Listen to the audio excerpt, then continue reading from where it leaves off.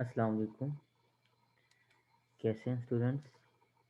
उम्मीद है सब खैरियत से होंगे। तो आज हमारा टॉपिक है फाइल प्रोसेसिंग सिस्टम। कल बेटा हमने पढ़ा था डाटा एंड इंफॉर्मेशन। ठीक है, कि डाटा क्या होता है, इंफॉर्मेशन क्या होता है, इनका आपस में क्या लिंक है। आज बेटा हम पढ़ेंगे file processing system. File processing system बेटा नॉर्मली तौर पे जो पहले पहले हम, आजकल भी वैसे थोड़ा बहुत यूज़ हो रहा है। इस तरह फॉर एग्जांपल आपने अपने कंप्यूटर के अंदर या अपने मोबाइल के अंदर कुछ फाइल्स रखी होती हैं, जैसे पिक्चर्स की एक गैलरी गैलरी में पिक्चर्स पड़ी हैं, डॉक्यूमेंट्स अलहदा पड़े हैं, पिक्चर्स अलहदा पड़ी हैं। ठीक है, ये क्या है आपका फाइल प्रोसेसिंग सिस्टम। इसी तरह पहले पहले क्या होता था कि कंप्यूटर के अंदर जब हमने कोई चीज़ सेव करनी होती थी उसकी हम एक फ़ाइल बना देते थे। ठीक है, उस फाइल को एक नाम दे देते थे। इस तरह फॉर एग्जांपल हमने कोई एक्सेल की शीट बनाई, एक्सेल की शीट हमने बनाई कॉलेज के नाम से। ठीक है, अब उसके अंदर डिफरेंट शीट्स हमने बना ली, टीचर्स की अलहदा बना ली, स्टूडेंट्स की अलहदा बना ली। ठीक है। अब ये क्या कहलाता है, फाइल प्रोसेसिंग सिस्टम। अब एक आपका क्या होता है, एक यूज़र होता है जिसने उस फाइल को इस्तेमाल करना होता है। एक आपका स्टूडेंट प्रोसेसिंग सिस्टम या कोई प्रोसेसिंग सिस्टम होता है जो कि आपका कंप्यूटर है।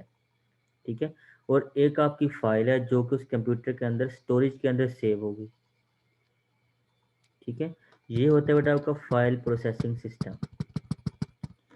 अब फाइल प्रोसेसिंग सिस्टम में कुछ मसले मसाइल पैदा हुए, उसकी कुछ डिसएडवांटेजेस हैं जिसकी बिना पर फाइल प्रोसेसिंग सिस्टम जो है वो फेल हो गया।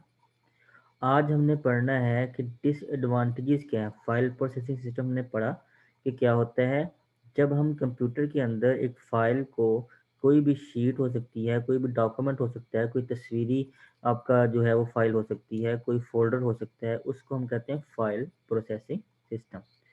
ये इसके कुछ डिसएडवांटेजेस थे जो कि हम, बड़ी ऑर्गेनाइजेशन अगर हम पर्सनली यूज़ के लिए इस्तेमाल करें तो उस तक तो कोई मसला नहीं है, ओके है। ठीक है, लेकिन जब हम इसको किसी ऑर्गेनाइजेशन, किसी इंस्टीट्यूट या किसी ऐसे अदारे से उसको हम मुंसलिक करते हैं जहाँ पे डिफरेंट तरह के लोग होते हैं, डिफरेंट तरह का डाटा जो है हमें कलेक्ट करना पड़ता है। ठीक है, वहाँ पे इसकी कुछ डिसएडवांटेजेस हैं, वो हम पढ़ते हैं। सबसे पहले डाटा रिडंडेंसी एंड इनकंसिस्टेंसी। अब रिडंडेंसी का मतलब क्या होता है? रिडंडेंसी होता है डुप्लीकेशन। डुप्लीकेशन ऑफ डाटा को हम कहते हैं रिडंडेंसी। अब इनकंसिस्टेंसी क्या होती है? अब डुप्लीकेशन की वजह से, अब फॉर एग्जांपल एक फाइल है स्टूडेंट नाम की, वो दो जगह पे सेव है। अब दो जगह पे सेव है, हमें स्टूडेंट की फाइल में से कोई नया बच्चा कोई ऐड करना है या कोई डिलीट करना है। अब हमने एक में तो डिलीट कर दिया लेकिन दूसरे में नहीं किया। अब फॉर एग्जांपल हमें जो है वो दोनों फाइल्स चाहिए। अब हम दोनों को एक ही तरह से जो है वो हम डील नहीं कर सकते, क्योंकि एक स्टूडेंट फाइल जो थी जो कि अपडेटेड है, दूसरी जो है वो अपडेटेड नहीं है। अगर हम दूसरी को यूज़ करें तो हम, हमारे पास डाटा लॉस हो जाता है। जो कि हमने नया ऐड किया पहली वाली में, वो दूसरी वाली में नहीं है, तो हमने दूसरी वाली को इस्तेमाल किया तो मतलब हमारा डाटा लॉस हो गया जो हमने दूसरी, जो पहली में ऐड किया था वो वाला। इसको कहते हैं इनकंसिस्टेंसी। रिडंडेंसी क्या होता है? Duplication of data. इनकंसिस्टेंसी क्या होता है? उस इन रिडंडेंसी की वजह से जो भी डाटा के अंदर चेंज हम करते हैं जो कि एक फाइल में होता है दूसरी फाइल में नहीं होता। ठीक है, उसको हम कहते हैं इनकंसिस्टेंसी। यहाँ पे इन्होंने एक छोटी सी एग्जांपल दी हुई है। For example, if the address of a student is change, it must be change in both file. कहता अगर हमें चेंज करना पड़े तो हमें दोनों फाइलों में चेंज करना पड़ेगा, जो हमारे पास दो फाइल्स हैं। There is a possibility that it is change in the student file and not from library file. वो कहता है कि ये हो सकता है कि आप एक जगह पे चेंज कर दें स्टूडेंट फाइल में, लेकिन लाइब्रेरी फाइल में उसको चेंज ना करें। The data become inconsistent in this situation. इस सिचुएशन को हम कहते हैं इनकंसिस्टेंसी। डाटा को एक जगह पे चेंज कर दिया सेम फाइल में, सेम स्टूडेंट, अली नाम का स्टूडेंट है, उसका एड्रेस एक जगह पे चेंज कर दिया स्टूडेंट फाइल में, लेकिन लाइब्रेरी की फाइल में हमने उसको चेंज नहीं किया। ठीक है बेटा, ये होता है आपका इनकंसिस्टेंसी। और डुप्लीकेशन ऑफ डाटा को क्या कहते हैं? रिडंडेंसी। क्लियर है बेटा पहला टॉपिक? जी बेटा, सेकंड ऑप्शन है इसका डाटा आइसोलेशन। अब देखें यहाँ पे आइसोलेशन का मतलब क्या होता है? अलहदा से होना, जुड़े हुए ना होना, अलहदा होना, उसको हम कहते हैं आइसोलेट। ठीक है, आइसोलेशन। अब फॉर एग्जांपल हमारे पास दो फाइल्स हैं, दोनों, एक फाइल्स के अंदर आपके स्टूडेंट्स का ईमेल एड्रेस पड़ा है, दूसरी फाइल के अंदर उसकी फीस की डिटेल पड़ी है। फॉर एग्जांपल एक जो है फोल्डर जो है उसमें फ़ी की डिटेल सारी पड़ी है कि किसने कौन से बच्चे की कितनी फ़ीस आ चुकी है, कितनी रहती है, ठीक है, और इस मंथ किसकी कितनी फ़ीस बन रही है, ठीक है। दूसरे में उसका एड्रेस, ईमेल एड्रेस या उसका कॉन्टैक्ट नंबर समझ लें, मोबाइल नंबर समझ लें। दूसरी, अब दोनों फाइल्स को हमने इकट्ठा करके सेंड करना है। तो ये है मसला है इसमें। फाइल प्रोसेसिंग में ऐसा हम नहीं कर सकते। पहले एक फाइल में से एक चीज़ उठानी पड़ेगी, फिर उसको क्लोज करना पड़ेगा, फिर दूसरी फाइल खोलेंगे, उसमें से दूसरी चीज़ उठाएंगे, फिर वो तीसरी फाइल में जाके हम मर्ज करेंगे, कोई एक फाइल बना के फिर हम उसको सेंड करेंगे। ठीक है, ये है इसमें मसला हमसे।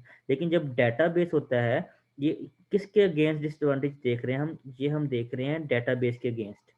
कि डेटाबेस में ऐसा नहीं होता। डेटाबेस में हमारे पास एक ही फाइल होती है, उसमें उसका हर टाइप का डाटा पड़ा होता है, स्टूडेंट नेम का, उस स्टूडेंट का नाम या उसका जो रोल नंबर है उसके हिसाब से हम जैसे ही सर्च करते हैं, उसका कंप्लीट, उसका कॉन्टैक्ट नंबर, उसकी हर तरह की फाइल जो है वो हमारे पास सामने आ जाती है। ठीक है। अच्छा, फाइल प्रोसेसिंग सिस्टम के हम डिसएडवांटेजेस पढ़ रहे हैं, इसमें डाटा आइसोलेशन जो है सेकंड पॉइंट है। इसमें वो कह रहा है कि आपकी जो फाइल्स हैं वो आइसोलेट होती हैं। ठीक है, इससे क्या होता है कि आप डाटा को एक जगह पे मर्ज करके, एक जगह पे इकट्ठा करके जो है वो सेंड नहीं कर सकते। ये है डिसएडवांटेज फाइल सिस्टम का। थर्ड पे है इंटीग्रिटी प्रॉब्लम। अब इंटीग्रिटी प्रॉब्लम क्या है? इंटीग्रिटी का मतलब क्या होता है कि रिलायबिलिटी। रिलायबिलिटी क्या होता है? पायदारी। पायदारी and reliability and accuracy. Accuracy क्या होता है? दुरुस्तगी।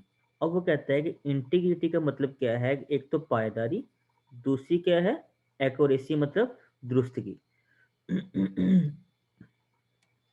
अब यहाँ पे देखें कि फॉर एग्जांपल हमारे पास जो है वो एक फाइल है जिसके अंदर दो चीज़ें हैं। एक तो बच्चे के मार्क्स लिखे हुए हैं, दूसरा क्या है? उसका रोल नंबर लिखा हुआ है। दोनों न्यूमेरिक वैल्यूज़ हैं। फॉर एग्जांपल एक बच्चे का रोल नंबर 80 है, तो उसके मार्क्स जो हैं वो भी 80 हैं। अब किसी दूसरे बच्चे के मार्क्स भी 80 हो सकते हैं। ठीक है, इस तरह अगर 100 आपके पास बच्चे हैं, 100 स्टूडेंट्स हैं, उसमें से फॉर एग्जांपल 10 के 80 मार्क्स हैं। अब हमने जैसे ही 80 को सर्च किया फाइल प्रोसेसिंग सिस्टम में, हमारे पास एक 80 नहीं आएगा, हमारे पास 10 के 10 80 शो हो जाएंगे, जो कि हमें नहीं चाहिए। हमें क्या, हमें वो बंदा चाहिए जिसका रोल नंबर 80 है, हमें वो स्टूडेंट चाहिए जिसका रोल नंबर 80 है। ठीक है। अब यहाँ पे हमारे पास 10 बंदे आ गए, क्योंकि उसके मार्क्स, हमने सिर्फ 80 को सर्च किया। ठीक है। तो ये प्रॉब्लम है, इसको कहते हैं इंटीग्रिटी प्रॉब्लम। कि आपके पास एक्यूरेसी नहीं रहती कि आप किसको सर्च करना चाह रहे हैं, या आपका मतलूबा डाटा जो है या मतलूबा स्टूडेंट जो है वो कौन है। ठीक है, इसको कहते हैं इंटीग्रिटी प्रॉब्लम। नेक्स्ट है बेटा 4 पे, प्रोग्राम डाटा डिपेंडेंसी। अब यहाँ पे देखें कि आपके डाटा जो है, एक फाइल का जो डाटा है वो दूसरे फाइल के साथ जो है उसके ऊपर डिपेंड करते हैं। ठीक है। अब देखें फॉर एग्जांपल आपने जो कोई डाटा जो है उसका फॉर्मेट, फॉर एग्जांपल आपने एक प्रोग्राम या आपने एक फ़ाइल बनाई, फ़ाइल किसमें है? पीडीएफ में है। आप देखें अगर पीडीएफ की फ़ाइल है, उसकी जो उसका फॉर्मेट जो है, उसकी सारी की सारी फ़ाइल, उसके सारे के सारा फॉर्मेट जो है वो पीडीएफ में होता है। लेकिन जब उसको हम वर्ड में कन्वर्ट करते हैं तो आपका डाटा जो है वो डिफरेंट टाइप का हो जाता है। मतलब इसमें क्या कह सकते हैं, इसमें ये कि पीडीएफ का डाटा जो है वो आपका एडिट नहीं होता। पीडीएफ को हम एडिट नहीं कर सकते जब तक वो पीडीएफ की फॉर्म में है। लेकिन जैसे ही हमने उसको वर्ड की फाइल में उसको चेंज कर दिया तो हम उसको जो है वो चेंज कर सकते हैं। मतलब आपका प्रोग्राम या आपका डाटा जो है वो डिपेंड होता है कि उसकी फॉर्मेट क्या है, वो किस फॉर्मेट क्या है। फॉर एग्जांपल अगर वो पीडीएफ की फाइल में उसकी फाइल का साइज जो है वो 2 MB था, ठीक है, लेकिन जैसे ही आपने उसको वर्ड में चेंज किया तो वर्ड में हमेशा फाइल का साइज जो है वो कम होता है। अब वर्ड में वो फाइल बन रही है 500 KB की, ठीक है, लेकिन अब पीडीएफ में वो फाइल बन रही है 2 MB की। वर्ड में हम उसको चेंज कर सकते हैं, एडिट कर सकते हैं, उसमें चेंजिंग कर, लेकिन पीडीएफ में हम उसको चेंज भी नहीं कर सकते, ठीक है। ये होता है बेटा प्रोग्राम डाटा डिपेंडेंसी। नेक्स्ट बेटा आपका 5 है एटॉमिसिटी प्रॉब्लम। अब एटॉमिसिटी प्रॉब्लम क्या होता है कि आपने कोई भी जो फंक्शन, कोई भी आपने जो काम किया है वो पूरा होना चाहिए। मतलब आपको फाइल जो है, उस फाइल को आप किसी जगह सेंड कर रहे थे, लेकिन दरमियान में किसी भी वजह से कोई फाइल करप्ट हो गई, ठीक है, कोई फाइल करप्ट होगी तो आपका डाटा जो है प्रॉपर तौर पे सेंड नहीं हुआ। आपने कॉपी कर लिया लेकिन सेंड नहीं हुआ। एक और एग्जांपल से आपको समझाता हूँ जो इन्होंने दी हुई है। इन्होंने कहा कि आप कोई भी प्रोसेस जब कंप्लीट करते हैं उसको हम ट्रांजैक्शन कहते हैं, ठीक है। फॉर एग्जांपल हमारे पास दो अकाउंट हैं, एक अली का अकाउंट है ए से, एक बी अकाउंट है बिलाल का। अब फॉर एग्जांपल अली ने पैसे भेजे हैं बिलाल को, ए से बी को सेंड हुए। अब ए ने तो सेंड कर दिए बी को, लेकिन बी को मिले ही नहीं। अब ए के पैसे भी कट गए। फॉर एग्जांपल अली के पास जो है वो 2000 था, ठीक है, 2000 रुपीज़ थे। बी के पास जो था वो 1000 था। अब अली ने क्या करना था कि बैलेंस करना था, 500 जो है वो बिलाल को सेंड कर दिए। अब अली के अकाउंट से कट गए, अली के अकाउंट में 1500 रह गए, लेकिन बिलाल के अकाउंट में पहुंचे ही नहीं।